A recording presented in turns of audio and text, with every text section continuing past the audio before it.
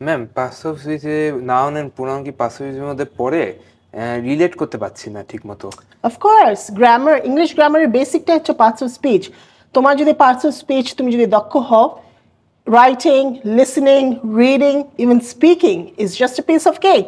ওকে, কিন্তু আসলে আমি ইংলিশে যদি বেসিক গ্রামার যদি ইমপ্রুভ করতে চাই তাহলে আমাকে কি কি কাজ করতে হবে আসলে? তোমাকে বই ঘাটাঘাটি করতে হবে। কিন্তু that is a very long process. কোন বই মার্কেটে বেটার, কোন বই তুমি হেল্পফুল হবা, কোন বই তোমাকে তাড়াতাড়ি গ্রামার ধরতে হেল্প করবে, this is a very big question. So এর জন্য ফিচারেট দিচ্ছে PDF file which is completely free.